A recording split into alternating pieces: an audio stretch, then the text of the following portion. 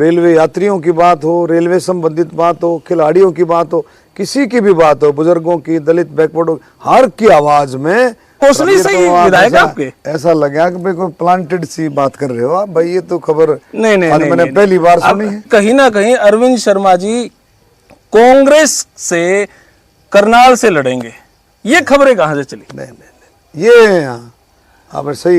तो सारे भाई ने भाई मेरी राम राम, मैं जगदीप शर्मा स्टेप अप जे सर यूट्यूब चैनल पर आपका स्वागत करता हूं। भाई हरियाणा में 10 लोकसभा और 10 लोकसभाओं की नजर सिर्फ रोहतक पे है। हमारे साथ हैं डॉक्टर अरविंद शर्मा जी। सर जी नमस्कार, राम राम। राम राम जी, राम राम, नमस्ते सर, कैसे हैं आप? बिल्कुल ठीक है। इलेक्शन पूरे हरियाणा की नजर सिर्फ रोहतक पे ही है जी। चाहे 10 लोकसभा में कहीं जिक्र कर ले, वहां कहीं बैठ ले, वहां सारे इन्हें पूछेंगे भाई रोहतक का के रहूगा। देखिए, लोगों की नजर तो पूरे देश पर है जी चुनाव में जी, और हरियाणा की 10 की 10 सीटों पर भी पूरी नजर है। लेकिन रोहतक जो है, रोहतक विशेष है। रोहतक विशेष इसलिए है कि यहां पर परिवारवाद, भ्रष्टाचार, झूठ की राजनीति, बहकाने की, झूठ की, सोशल मीडिया, इधर का उधर का झूठा प्रचार, तो लोग बाग बड़ी गहराई से देखते हैं और ऑब्जर्व भी करते हैं, देखते भी हैं और रोजाना इस इंतजार में रहते हैं कि अब विपक्ष वाले क्या झूठ छोड़ेंगे। इस बात के लिए चौकस भी रहते हैं और इस बात को बड़े ध्यान से देखते हैं कि अब की बार आज सुबह क्या झूठ छोड़ने वाले। तो इसलिए रोहतक की राजनीति पर, रोहतक की सीट पर विशेष नजर रहती है। जब तक आपकी टिकट कंफर्म नहीं हुई थी तो बाकी 6 कंफर्म हो चुकी थी। इलेक्शन लगा ही नहीं था, स्टार्ट होगा। आपकी जैसे ही टिकट कंफर्म हुई, कभी तो रणदीप हुड्डा जी का नाम आवे, कभी बालकनाथ का नाम आवे, कभी योगेश्वर भाई का भी नाम आवे। भाई लास्ट में ये लगा कि भाई अरविंद शर्मा जी कहाँ जाओगे। अरविंद शर्मा, फिर लोगों में तिकड़मबाजियां लगी कि कहीं ना कहीं अरविंद शर्मा जी कांग्रेस से करनाल से लड़ेंगे, ये खबरें कहां से चली? नहीं, ये आप सही आगे ना, मैं कह रहा हूं ना, ये झूठ, बहकावा, अफवाहों का जितना बाजार है ये कांग्रेस के पास है। अरे मोदी जी का नेतृत्व, विश्व के इतने सबसे बड़े नेता का नेतृत्व, और उस पार्टी का मैं मेंबर, फक्र है मुझे फक्र है कि मैं भारतीय जनता पार्टी का सदस्य हूं, सेवक हूं, और मैं उस पार्टी को छोड़ करके मैं किसी ऐसी पार्टी की जिसने देश को लूट लिया, भ्रष्टाचार, परिवारवाद, जातिवाद, ऐसी पार्टी की तरफ मैं देखूंगा भी, सोच भी नहीं सकता मैं।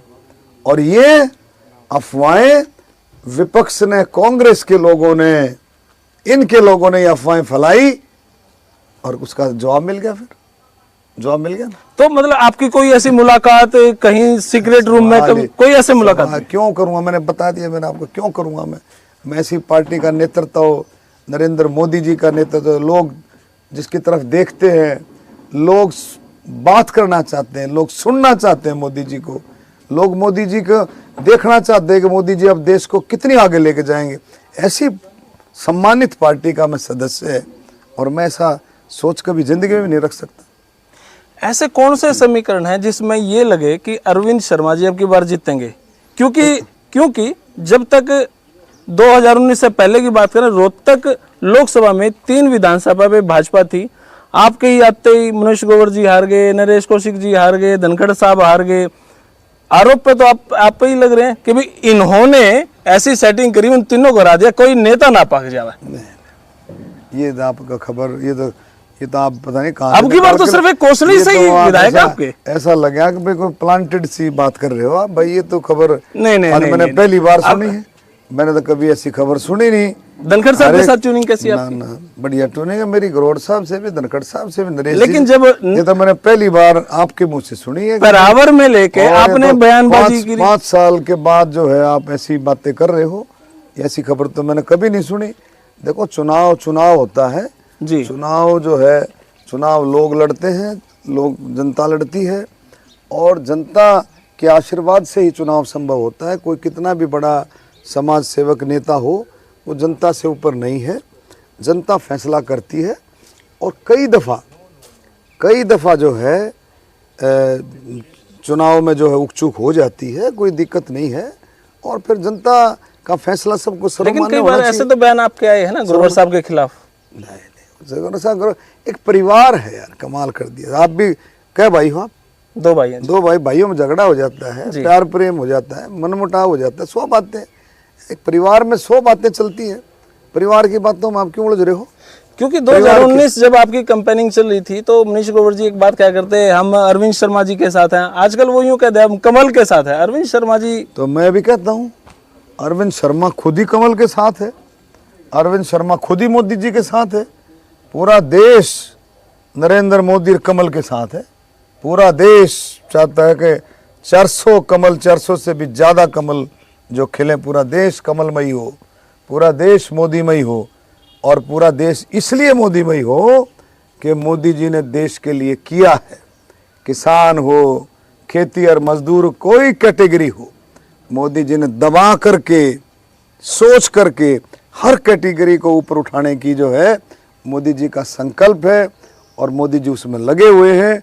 और इसीलिए पूरा देश, दलित हो, बैकवर्ड हो, जर्नल हो, पूरा का पूरा देश, स्वतंत्रता सेनानी हो, शहीदों के परिवार हों, बुजुर्ग हों, महिलाएं हों, खिलाड़ी हों, पूरा देश जो है मोदी जी के साथ खड़ा है। मेरे पास ज्यादा नहीं, 2 सवाल और हैं। एक सवाल जो महम के लोगों का कहना है, यहाँ के लोगों का भी कहना है कि भाई हमारे हलके में सांसद साहब नहीं आए, नाराजगी क्या है, रोहतक में आए लेकिन हमारे यहाँ नहीं आए। देखिए ऐसा सांसद का क्षेत्र आपको सबको पता है। सांसद को डॉक्टर अरविंद शर्मा को कितना टाइम मिला? 5 साल में। डॉक्टर अरविंद शर्मा को मिले मुश्किल से 2 साल जी, 2-2.25 साल तो कोविड की महामारी में चले गए जी। कुछ किसान आंदोलन, आपको पता कितना पीछे किसान आंदोलन कैसा था? सारे रोड ब्लॉक कर रखे थे, लोगों के घेराव तक करते थे, किसानों में ऐसी नाराजगी हो रही थी जो है, आपने देखा कितना समय। तो मैं कहता हूँ 2 साल, 5 साल के जो सांसद का जो टाइम होता है, मुझे सिर्फ 2 साल मिले। 2 साल का मैं आपको हिसाब दे सकता हूँ कितने दिन पार्लियामेंट रहा और कितने गांवों में मैं गया। मैं कम से कम हल्के के मैक्सिमम गांवों में गया हूँ। लेकिन गांवों में क्या होता है कि भाई जिससे मिल लो, जैसे मान लो आज मैं गांव में गया जी, आज मैं सिंहपुरे में आया, जो लोग मेरे को आज देख लेंगे, मिल लेंगे, उनके लेखे तो मैं आया। मैं अगली बार चुनाव से पहले फिर भी आऊँगा। और जब वो उन्होंने कहेंगे जी आप तो आए नहीं, आप ऐसा नहीं है। लेकिन मैं फिर भी मैं ये कहता हूँ कि मेरा पूरा प्रयास रहता है कि मैं कहीं भी रहूँ, लेकिन हल्के की आवाज़, हल्के की बात को, किसी भी कैटेगरी की बात हो, चाहे किसानों की बात हो, चाहे आम लोगों की बात हो, चाहे रेलवे यात्रियों की बात हो, रेलवे संबंधित बात हो, खिलाड़ियों की बात हो, किसी की भी बात हो, बुजुर्गों की, दलित, बैकवर्ड हो, हर की आवाज़ में रखता हूँ। हर एक की आवाज़, चाहे हरियाणा सरकार का काम हो, चाहे केंद्र सरकार का काम हो, चाहे पार्लियामेंट का हो, चाहे किसी भी तरह का काम हो, मैं हर एक की बात सुन करके उस काम को करने की कोशिश करता हूँ। आप और रही बात सुनो जी जी आप, मेरे को 2 साल में आपने तोल दिया जी, 2 साल मिले जी। अरे जो 19 साल जो एमपी रह गए और 15 साल और 15 साल बड़े रह गए, क्या हो गए? 19 और 15 हो गए 20, 34 साल हो गए जी। 34 साल में तुम उनसे पूछ लो कई बार गए। वो कहते लोग, जो हमारे साथी पूछते हैं कि डॉक्टर 2 साल में नहीं, अगर कम आया कहीं तो वो उनकी बताओ, कोई भी कहीं भी। 2014 के चुनाव में तो कितने लिकड़ के भी ना गया। 2009 के चुनाव में कहीं नहीं निकला। ये तो 2019 के चुनाव में आप देखेंगे, जब ये पता लगा कि हवा खराब है, तब आखिर में जाकर के निकल करके बाजे। मेरे से ज्यादा लोगों का ध्यान, मेरे से ज्यादा लोगों के संपर्क में मैं घमंड नहीं करता जी। कोई बिरला ही रहता होगा। आखिरी सवाल की तरफ, लोग आपको वोट क्यों दे? क्योंकि दीपेंद्र जी इतने साल रहे, उन्होंने काम करवाए बहुत ज्यादा। आपने ऐसे कौन से अपने रोहतक लोकसभा में काम करवाए ताकि लोग कंपेयर करें और ये लगे भाई हाँ अरविंद शर्मा जी ने काम करवाए दीपेंद्र से ज्यादा? ऐसा है, ये मुख्यमंत्री थे 10 साल। जी ठीक है जी। 10 साल मुख्यमंत्री थे। जी बिल्कुल थे ना जी। और जो 10 साल के जो गड्ढे थे, सुन लो ध्यान से जी। वो भारतीय जनता पार्टी ने मनोहर लाल खट्टर की सरकार ने भरने की कोशिश करी, भरे भी। और रही बात कामों की, ये तो उन कामों की कोड़ी भर रहे हैं जो भारतीय जनता पार्टी ने कराए, उन कामों की कोड़ी भर रहे हैं। झज्जर वाली रेल लाइन, रेवाड़ी से झज्जर तक रेल लाइन, ये वाजपेयी जी के टाइम में मंजूर हुई, कोड़ी ये भर रहे हैं। ये जो रोहतक महम लाइन, रोहतक महम आसी लाइन, ये कब करी है, कब काम हुआ इस पर? काम कब हुआ? 2009 और 12 की बात करते, 2014 तक ये रहे। अरे कोई अगर मान लो दस्तखत कर दिया आपने किसी काम के लिए, तो उस काम को पूरा कैसे कराया जाता है? उस काम के लिए जमीन भी चाहिए, जमीन एक्वायर करनी पड़ती है, पैसा भी चाहिए, पैसा भी सैंक्शन करना पड़ता है, उसकी डीपीआर बनती है, डिटेल प्रोजेक्ट रिपोर्ट बनती है, तब जाकर के काम होता है। अब काम तो करा भारतीय जनता पार्टी की सरकार ने, पैसा उसने दिया, डीपीआर उसने बनाई, जमीन उसने एक्वायर करी। आज जमीन एक्वायर करने का काम सबसे मुश्किल काम है, सबसे मुश्किल काम भारतीय जनता पार्टी की सरकार ने किया, खट्टर साहब की सरकार ने, मोदी जी की सरकार ने, और ये अपने चल पड़े जी ट्रेन में बैठ करके हमने कराया। अरे वह कमाल है भाई। अब ऐसे ऐसे कामों को ये जोड़ते फिर रहे हैं। अरे 10 साल मुख्यमंत्री रहे, 10 साल मुख्यमंत्री रहे, 10 साल के अंदर अब जा करके बात कर लो, झज्जर जाके बात कर लो, रोहतक कर लो, कोसली कर लो, कहीं जा करके बात कर लो। इन्हें कितना भट्ठा बैठाया है। सारे तो रिश्तेदार इनके कॉन्ट्रैक्टर थे, सारे रिश्तेदार जी, सारे रिश्तेदार इनके कॉन्ट्रैक्टर थे। झज्जर में आप देखो, जो आपकी जो पानी की व्यवस्था है, सीवरों का सिस्टम है, कितना बिगाड़ा हुआ था। आप ये बताओ, कोई भी सीवर सिस्टम या पीने के पानी की जो पाइपलाइन दबती हैं, ये हर 2 साल 3 साल में बदली जाती हैं। ये 20-20, 30-30, 40-40 साल चलती हैं, 50-50 साल चलती हैं, ये समझे। अब जाकर के देख लो, इनकी लीकेज नहीं की है। ये सारा बिगाड़ा हुआ काम ही नहीं का है, सारा बिगाड़ा हुआ काम इनका ही नहीं के ठेकेदार थे। अब ये कहते हैं हमने काम कराए, लूट मचाई, कोरी लूट। 100 रुपए अगर किसी काम में अगर इन्होंने सैंक्शन करे होंगे, अपने काल का देख लो, कम से कम 70 से 75 रुपए की लूट इन्हें मचाई होगी इनके आदमियों ने। लूट की बात से याद है, जब आपका इलेक्शन था तो दीपेंद्र जी एक व्यक्ति विशेष पे आरोप लगा रहे थे कि भाई इस आदमी ने हाईजैक कर लिया और सारी वोटों की गिनती करवा दी। रमेश बोहर शायद नाम था उनका, और लूट रमेश ने हाईजैक कर लिया। अरे मान गए, अरे क्या बात करो। उसके बाद 20 लाख वोटरों का इलेक्शन हाईजैक तो ये करते हैं। अब की बार देखेंगे, अब की बार केंद्र सरकार इतना साफ सुथरा इलेक्शन होगा। पिछली बार तो इन्होंने जो गुंडागर्दी की है, जिन्होंने लोग छोड़े, हर जगह बूथ कैप्चरिंग, बूथों पर एक एक आदमी 2-2, 3-3 वोट डाल रहा, अब भी कहता फिर रहा। अभी वर्करों की मीटिंग में क्या कहते हैं? वर्करों की मीटिंग में कहते हैं भाई बर्दियो, चिंता मत करियो, मैं बैठा हूँ, 3-3 पीढ़ी का जुगाड़ कर देंगे। कैसे करेंगे 3 पीढ़ी का जुगाड़? डाके मरवाएंगे वर्कर से, चोरी कराएंगे या नशे का धंधा कराएंगे? बता 3 पीढ़ी का जुगाड़ कैसे कर दोगे आप? तो आप बिल्कुल ये जो है बेकार की झूठ फूट में कर रहा हूँ, झूठी सब झूठ फूट इधर उधर की बातें। साफ सुथरा मैं कर रहा हूँ। रोहतक का इलेक्शन भारतीय जनता पार्टी की तरफ, सरकार की तरफ से साफ सुथरा इलेक्शन हुआ। जो हेराफेरी करी, कोशिश करी, वो इनने की। और अब की बार परम पिता परमात्मा के आशीर्वाद से, कितने वोटों की आशीर्वाद से सुन तो ले, परम पिता परमात्मा के आशीर्वाद से मैं मानता हूं छत्तीस बिरादरी के आशीर्वाद से अब की बार देखना आप इलेक्शन में क्या होगा। चलो कितने वोटों की हेराफेरी हुई चलो जो भी है परमात्मा जानते हैं। तो कितने वोटों से जीत जाओगे? किसको? मैं घमंड नहीं करता हूं, मैं हर एक इलेक्शन को मैं बहुत सीरियस लेता हूं, जी बहुत ही सीरियस लेकर के चुनाव लड़ता हूं। मेरे से पत्रकारों ने पूछा, प्रेस वालों ने पूछा कि आप मुकाबला किससे मानते हो?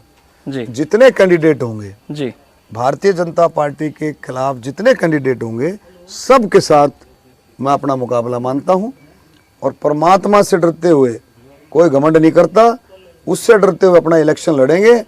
जो करेगा परमात्मा करेगा। आप एक मुख्यमंत्री की रेस की बात कर रहे थे कि भाई ब्राह्मण मुख्यमंत्री होना चाहिए। जब खट्टर साहब ने इस्तीफा दिया तो हमारे दिमाग में भी आया था कि अरविंद शर्मा जी का नाम जा सकता है।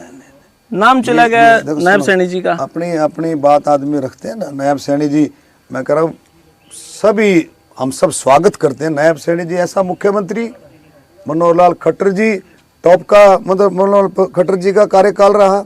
ऐसी व्यवस्थाएं हरियाणा को दी हैं, ऐसा व्यवस्थाओं में बदलाव किया है कि कोई अगर दूसरा मुख्यमंत्री होता तो कर नहीं सकता था। ऐसी व्यवस्थाओं में बदलाव दिया है और मैं कहता हूँ इन्हीं व्यवस्थाओं के सहारे से आगे की सरकार चलेगी।